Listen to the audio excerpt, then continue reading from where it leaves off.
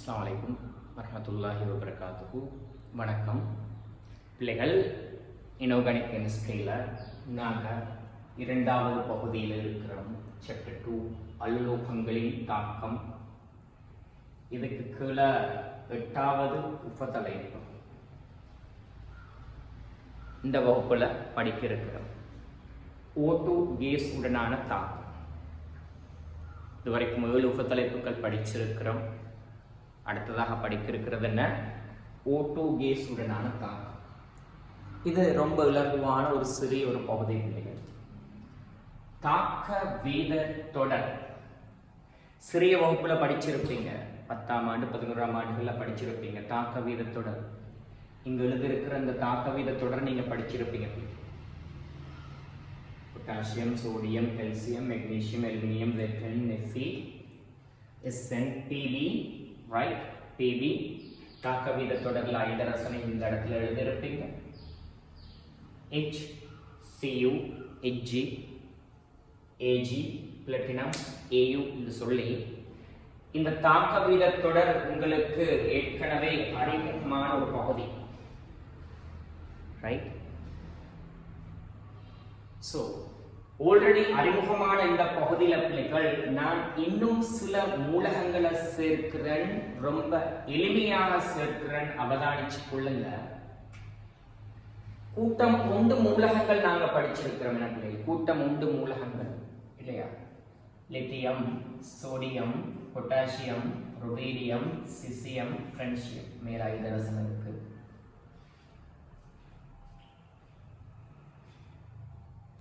Lithium, okay, sodium, potassium, rubidium, caesium. கூட்டம் 2 மூலகம். இதே மாதிரி பிள்ளைகள் கூட்டம் 2 மூலகங்கள் யாரு? Beryllium, magnesium, calcium, strontium, barium, radium. Right? இந்த மூலகங்களை தாக்க வீத தொடர்ல எப்படி வைக்க போறோம்னு சொன்னாரு பாருங்க பிள்ளைகள். மெக்னீசியம், கால்சியம், இதுக்கு முன்னால் இருக்கும் யாரு? ஸ்ட்ரோன்சியம், பேரியம். ரைட்? ஸோ இதுதான் பிள்ளைகள் என்ன தாக்க வீத தொடரில் நான் மேலதிகமாக நினைக்கிற மூலகங்கள்.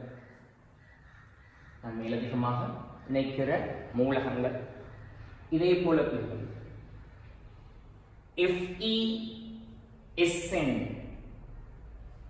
FeSN இவங்க 2 பேருக்கும் இடையில பிள்ளைகள், இவங்க 2 பேருக்கும் இடையில இணைக்கிறேன். கெட்மியம் சொல்லி ஒரு மூலகத்தை இணைக்கிறேன். கோனி, இந்த வசனம் நான் பல தடவை பாவிப்பேன். கோனி, கோனி என்று சொல்றது என்ன பிள்ளைகள்? Cobalt, nickel, aluminium, Zn, right? Aluminium Zn. இந்த Zn-க்கு முன்னால் மெங்கன், Mn இணைக்கிறேன். Zn-க்கு முன்னால மெங்கனை இணைக்கிறேன். Zn, Fe 2 பேருக்கும் இடையில Fe-க்கு முன்னால குரோமியம் சொல்ற மூலகத்தை இணைக்கிறேன். இதே மாதிரி பிள்ளைகள் இந்த தாக்க வீத தொடர்ல CuHg சொல்ற இந்த 2 மூலகத்துக்கும் இடையில சில மூலகங்களை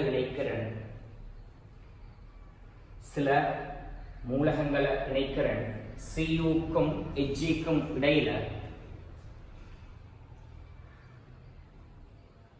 பிஸ்மத், பெலடியம், ஆர்சனிக், அந்திமன். ஆர்சனிக்ன்றது யாரு? AS. ஸோ நீங்க ஆல்ரெடி தெரிஞ்சிருக்கிற தாக்க வீத தொடர்ல சில மூலகங்களை இணைத்து கொஞ்சம் அந்த தாக்க வீத தொடரை பெருசா எழுதியிருக்க, ரைட்? பல தடவை பயன்பாட்டில் வைக்கிறோம். ஆகவே நம்முடைய மனசுல பதிஞ்சிருக்கு. இந்த இடங்கள் எல்லாம் நமக்கு ரொம்ப இலகுவான முறையில் சொல்லி தந்திருக்கிறேன். Lithium, sodium, potassium, rubidium, caesium, magnesium, calcium, strontium, barium. FeSN இடையில cadmium கோணி, FeSN இடையில cadmium கோணி. Zn முன்னால மெங்கன், ZnFe முன்னால குரோமியம், CuHg முன்னால இடையில, CuHg இடையில இந்த 4 மூலம். சோ இந்த தாக்க வீத தொடர வைத்து பிள்ளைகள் உலோகங்கள் O2 வாயு உடனான தாக்கத்தை நாங்க வகைப்படுத்த போறோம். தாக்க வீத தொடர்ல இருக்கிற முதல் 3 மூலகங்கள் ஒரு செட். முதல் 3 மூலகங்கள் ஒரு செட்டாக இருக்கும். யாரெல்லாம்? பொட்டாசியம், ருபீடியம், சிசியம் சொல்ற இந்த மூலகங்கள் ஒரு தொகையாக இருக்கு. இதே போல அடுத்த 3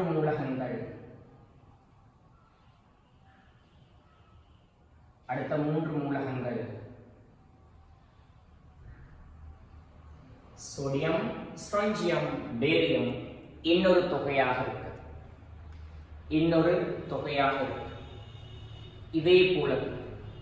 இதே போல தாக்க வீத தொடர்ல SN-க்கு முன்னால் இருக்கின்ற மூலகங்கள், SN-க்கு முன்னால இருக்கிற மூலகங்கள் இது இன்னொரு தொகையாக இருக்கிறது.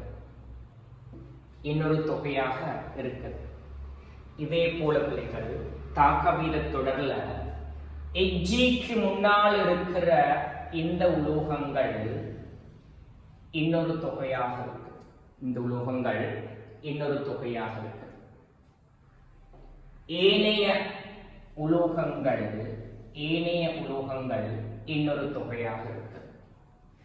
தாக்க வீத தொடர பிள்ளைகள் நான் என்ன செய்திருக்கிறேன்? 5 தொகைகளாக, 5 கூட்டங்களாக பிரிச்சிருக்கிறேன். முதல் 3 ஒரு கூட்டம், மற்றைய 3 இன்னொரு கூட்டம். முதல் 3 ஒரு கூட்டம், மற்றைய 3 இன்னொரு கூட்டம். SN-க்கு முன்னால் ஒரு கூட்டம், இரசத்துக்கு முன்னால் ஒரு கூட்டம். SN-க்கு முன்னால் ஒரு கூட்டம், இரசத்துக்கு முன்னால் ஒரு கூட்டம். சோ இந்த மூலகங்கள் எவ்வாறு ஆக்சிஜனுடன் தாக்கமடைய போகுதுன்னு சொன்னால் பிள்ளைகள், இவை ஆக்சிஜனுடன் தாக்கமடைகின்ற பொழுது இந்த மூலகங்கள் சூப்பர் ஆக்சைடை ஒரு விளைவாக கொடுக்கும், ஃபெராக்சைடை இன்னொரு விளைவாக கொடுக்கும், ஆக்சைடை இன்னொரு விளைவாக கொடுக்கும். பிள்ளைகள் சூப்பர் ஆக்சைடு என்று சொல்றது O2 மைனஸுக்கு சொல்ற பெயர்.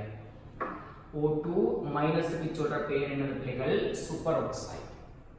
இதே போல ஃபெராக்சைடு என்று சொல்றது O2 2 மைனஸுக்கு சொல்ற பெயர் என்ன? ஃபெராக்சைடு. இதே போன்ற பிள்ளைகள் ஆக்சைடு என்று சொல்றது O2 மைனஸ் இக்கு சொல்ற பெயர் என்ன? ஆக்சைடு. ரைட். பிள்ளைகள் தாக்க வீத தொடர்ல இருக்கிற எங்களோட 2வது தொகை இருக்குது. இந்த 2வது தொகை மூலகங்கள் 3 பேரும், முதலாவது தொகையிலே 3 மூலகம், 2வது தொகையிலே 3 மூலகம். இந்த 3 மூலகங்களும் ஆக்சிஜனுடன் தாக்கம் அடைகின்ற பொழுது ஃபெராக்சைடு இணை உருவாக்கும். அதே போன்று ஆக்சைடு இணையும் உருவாக்கும்.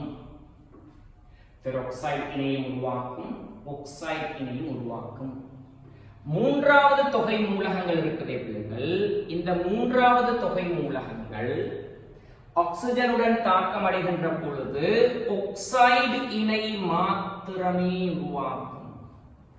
SN-க்கு முன்னால் இருக்கிற தொகை இருக்குதானே, இந்த செட் 3வது, இந்த செட் இது ஆக்சைடு இணை மட்டும் உருவாக்கும்.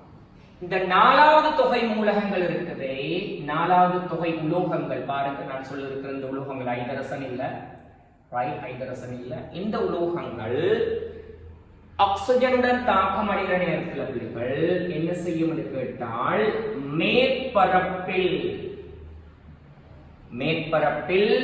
மாத்திரமே என்ன செய்யும், ஆக்சைடு இணை உருவாக்கும். இதே போன்று தாக்க வீத தொடரில் இருக்கிற இந்த கடைசி தொகை மூலகங்கள் இருக்குது இல்லையா, இது ஆக்சிஜனுடன் தாக்கமடையாது.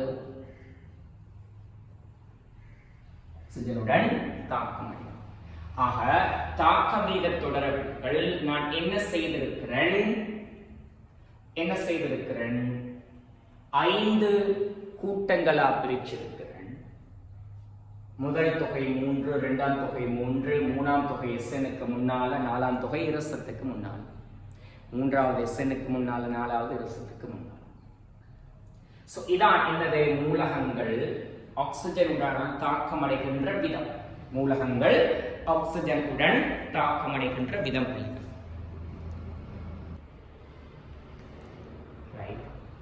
இந்த சூப்பர் ஆக்சைடு இருக்குதுன, இந்த சூப்பர் ஆக்சைடின்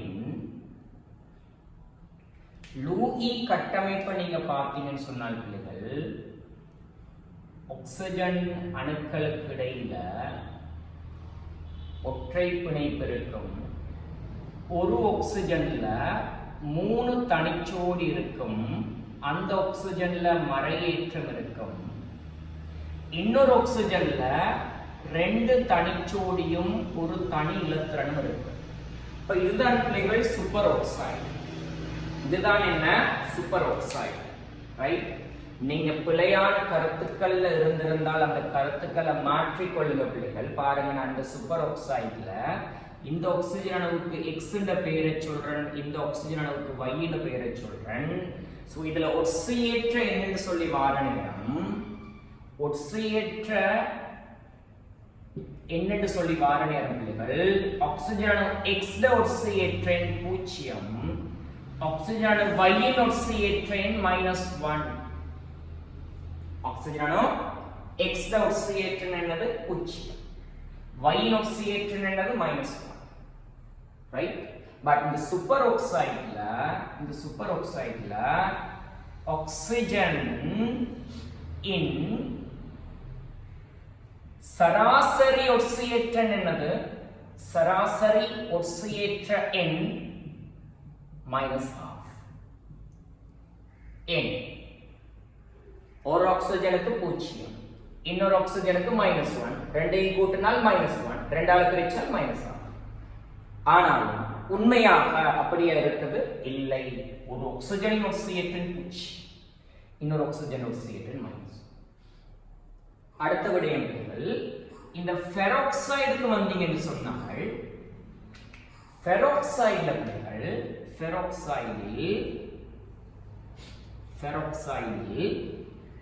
ஒவ்வொரு ஆக்சிஜன் அணுவிலும் 3 தனிச்சோடி காணப்படும். ஒவ்வொரு ஆக்சிஜன் அணுவிலும் 3 தனிச்சோடி காணப்படும். சோ ஒவ்வொரு ஆக்சிஜன் அணுவிலும் மறையேற்றம் இருக்கும். ஒவ்வொரு ஆக்சிஜன் அணுவிலும் மறையேற்றம் இருக்கும். சோ இந்த ஆக்சிஜன் அணுக்களுக்கு பெயர் கொடுப்போமே, A, B ன்னு சொல்லி பெயர் கொடுத்தால், ஆக்சிஜன் A இட ஒட்சியேற்ற எண்ணும் -1 தான், ஆக்சிஜன் அணு B இன் ஒட்சியேற்ற எண்ணும் -1 தான். ஃபெராக்சைடில் ஆக்சிஜனின் சராசரி ஒட்சியேற்ற எண்ணும் -1 தான். இந்த இடத்துல ஃபெராக்சைடுல 2 ஆக்சிஜன் அணுக்களும் மைனஸ் ஒட்சியேற்ற எண்ணை கொண்டிருக்கிறபடியினால ஒத்த ஏற்றங்கள் ஒன்றை ஒன்று தள்ளும் நீங்க தெரிஞ்சிருக்கிறீங்க. ஒத்த ஏற்றங்கள் ஒன்றை ஒன்று தள்ளும். ஆகவே ஃபெராக்சைடில் ஆக்சிஜன் ஒற்றை பிணைப்பின் நீளம் சூப்பர் ஆக்சைடில் ஆக்சிஜன் ஒற்றை பிணைப்பின் நீளத்தை விட பெருசு. இங்கிருக்கிற இந்த ஒற்றை பிணைப்பின் நீளம் இருக்குது, இந்த ஒற்றை பிணைப்பின் நீளத்தை விட பெராக்சைடில் இருக்கிற ஒற்றை பிணைப்பின நீளம் உயர்வாக இருக்கும். கேட்டு வரக்கூடிய ஒரு வினா.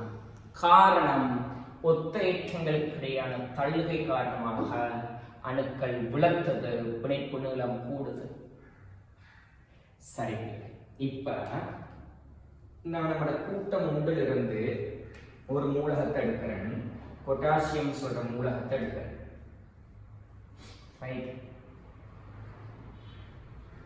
பொட்டாசியம் சொல்ற மூலகத்தை எடுக்கிறேன். சிங்கிள் டி, ரைட், ஒரு டி தான் potassium, double S, right, double S. Okay, இந்த மூலகத்தை என்ன செய்யறேன்னு சொன்னால் பிள்ளைகள், ஆக்சிஜனுடன் தாக்கம் அடைய செய்கிறேன்.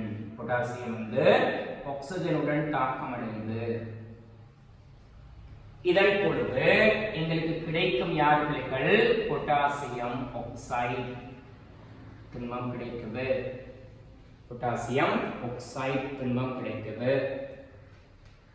சோ பொட்டாசியம் என்ன செய்யும், ஒட்சியேற்றம் அடையும். பொட்டாசியம் ஒட்சியேற்றம் அடைந்து யார் வரும், K+ வரும். இங்க கிடைக்கிறது யாரு, ஆக்சைடு. ஆக்சைடுன்னு சொன்னால் யாரு பிள்ளைகள், O2-.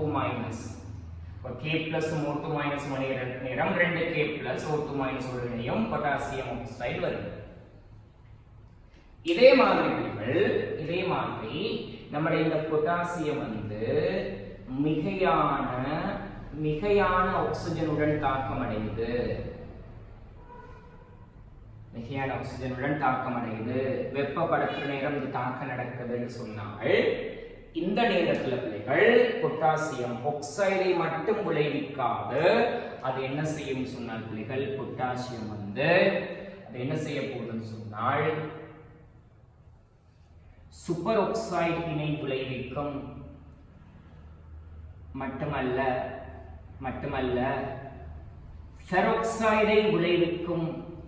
மட்டுமல்ல ஆக்சைடு இணையும் உருவாக்கும்.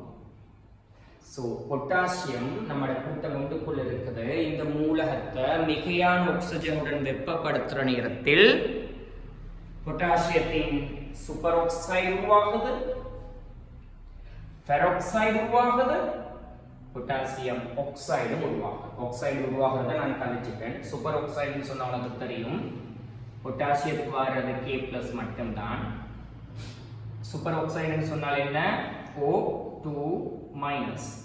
ஸோ K+ O2 ஒரு மைனஸ் 2 இணைஞ்சு பொட்டாசியம் சூப்பர் ஆக்சைடு. இதே மாதிரி என்ன, ஃபெராக்சைடுன்னு சொன்னால் K+ உடன் யார் இணைய போகுது, O2-2- இணைய போகுது. ஸோ 2 K+ இணைய வேணும், ஃபெராக்சைடு உருவாகும். ஸோ இந்த 3 பேருடைய கலவை கிடைக்கும். இந்த கலவையில பிள்ளைகள், கலவையில கூடிய அளவு கிடைக்கிறது யாருன்னு கேட்டால், கூடிய அளவு கிடைக்கிறது யாரு, சூப்பர் ஆக்சைடு. அதைவிட குறைவாக கிடைக்கும் யாரு, ஃபெராக்சைடு. அதைவிட குறைவாக கிடைக்கும் யாரு, ஆக்சைடு. சோ கூட்டம் ஒன்றுக்குள்ள இருக்கிற ஒரு மூலகத்தை எடுத்து மிகையான ஆக்சிஜனுடன் வெப்பப்படுத்துற நேரத்துல 3 பேரும் விளைவாக கிடைக்கும். சூப்பர் ஆக்சைடும் கிடைக்கும், ஃபெராக்சைடும் கிடைக்கும், ஆக்சைடும் கிடைக்கும். 3லும் பிரதான விளைவு எது, சூப்பர் ஆக்சைடுன்றத மனசுல பதிய வைக்கிறது. ஓகே, இந்த விடயத்தை நீங்க மனதுல பதிய வைக்க வேண்டும். இந்த விடயம் எல்லாம் நீங்க நோட்ஸா எழுதி கொள்ள வேண்டிய விடயங்கள். ரைட், இதே மாதிரி நான் இன்னொரு உதாரணம் எடுக்கிறேன். யாரு, நம்ம கூட்டம் 2ல இருந்து ஒரு உதாரணத்தை எடுக்கிறேன். யார் எடுப்போம் நாங்கள் உதாரணமாக, சோடியத்தை எடுப்போம். கூட்டம் 2ல இருக்கிற ஒரு மூலகம் சோடியம்.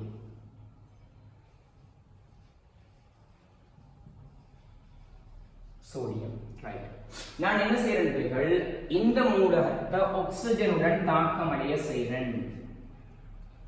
சோடியத்தை ஆக்சிஜனுடன் தாக்கம் அடைய செய்கிறேன். கிடைக்கிற விளைவு என்ன, சோடியம் ஆக்சைடு.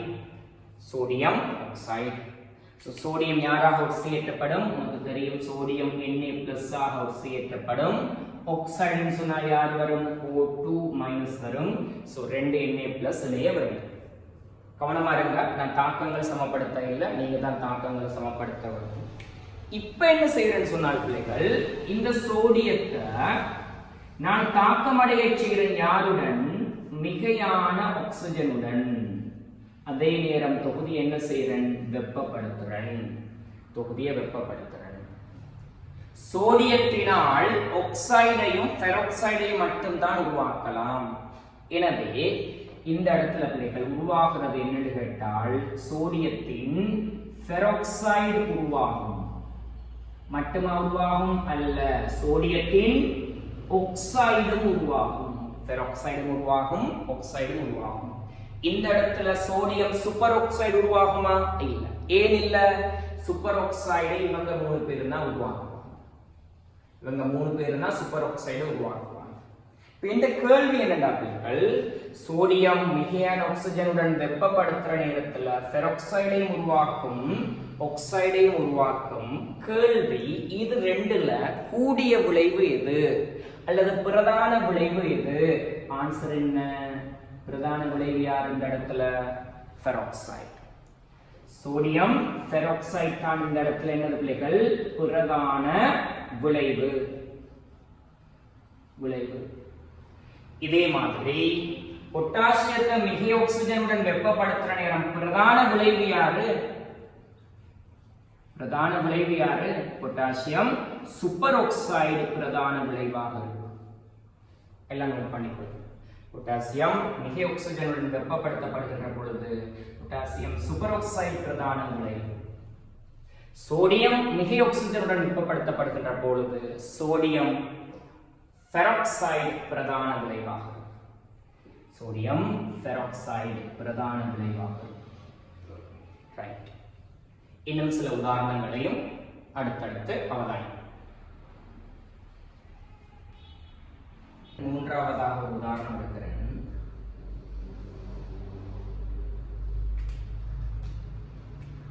பேரியம்.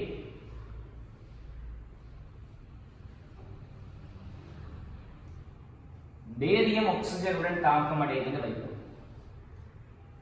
பேரியம் ஆக்சிஜனுடன் தாக்கம் அடைகிற நேரம் கிடைக்கிற விளைவு barium oxide. Barium oxide. So barium யாராக ஆக்சிடேற்றப்படும்? பேரியம் 2+ ஆக ஆக்சிடேற்றப்படும். ஆக்சைடு வாரதுன்னு சொன்னால் யார் வரும்? O2- வரும். சோ பேரியம் ஆக்சைடு சொன்னால் வரப்போறது BaO. BaO வரப்போறது. இப்ப நான் என்ன செய்ய போறேன்னு சொன்னால், இப்ப நான் என்ன செய்ய போறேன்? இந்த பேரியத்தை மிகையான ஆக்சிஜனுடன் தாக்கம் அடைய செய்கிறேன் அல்லது தொடர்ந்து தொகுதியை வெப்பப்படுத்துறேன். இப்ப எனக்கு பேரியம் ஆக்சைடு மட்டுமா கிடைக்குது? இல்ல, பேரியத்தினால் பெராக்சைடையும் உருவாக்க முடியும். ரைட். சோ பேரியம் 2+ ஆக ஆக்சிஜேற்றம் அடையும். ஆக்சிஜன் ஒன்று என்னது? ஆக்சிஜன் ஒன்று என்னது? பெராக்சைடாக தாழ்த்தப்படும். இன்னொன்று என்ன? ஆக்சிஜன் ஆக்சைடாக தாழ்த்தப்படும். சோ பேரியம் 2+ம் O2 இணைகின்ற பொழுது பேரியம் பெராக்சைடு உருவாகும். எனவே பேரியம் பெராக்சைடு சொல்றது யாரு? BaO2. மற்றைய விளைவு என்ன? பேரியம் ஆக்சைடு மற்றைய விளைவாக இருக்கும். சோ இந்த விளைவுகளை ஒப்பீடு செய்யற நேரத்துல பிரதான விளைவு யாரு? பேரியம் மிகையான ஆக்சிஜனுடன் வெப்பப்படுத்துற நேரத்துல பிரதான விளைவு யாரு? Barium peroxide. பிரதான விளைவு யாரு? பேரியம் பெராக்சைடு பிரதான விளைவாகும்.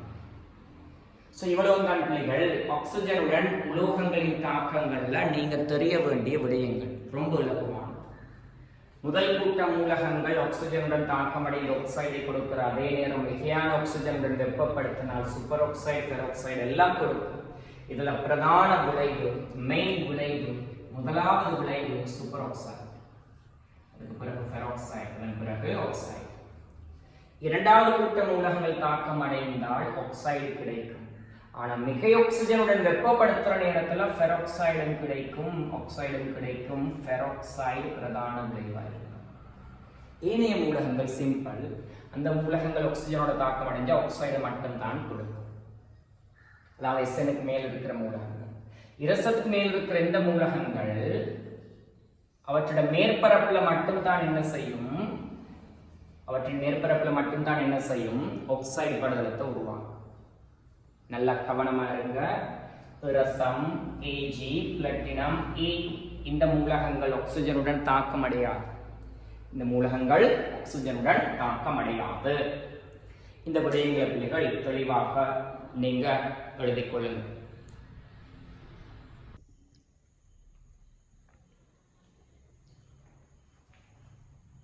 அடுத்தது பிள்ளைகள், நாங்க ஆக்சிஜன்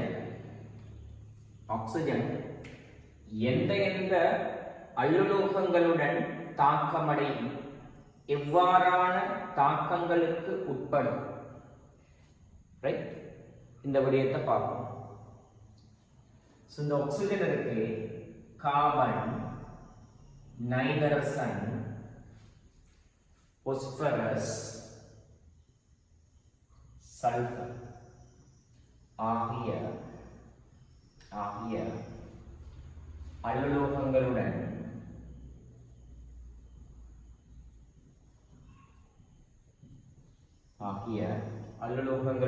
தாக்கமடையும். இந்த தாக்கங்கள் அவதானிச்சோம்னு சொன்னார்களே, கார்பனுடன் தாக்கம் அடைகிற நேரத்தில் கார்பனுடன் ஆக்சிஜன் தாக்கமடைந்து கார்பனீராக்சைடு வாயுவை பிறப்பிக்கும்.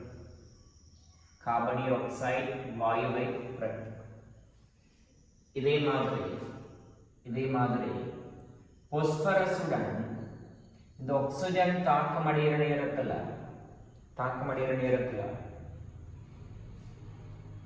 P4O10 என்று சொல்ற திண்மம் உருவாகும். இந்த தாக்கம் ஒரு புற வெப்ப தாக்கம். இதே மாதிரி சல்பருடன் ஆக்சிஜன் தாக்கமடைகிற நேரத்தில் SO2 கேஸ் உருவாகும். நைட்ரசனுடன்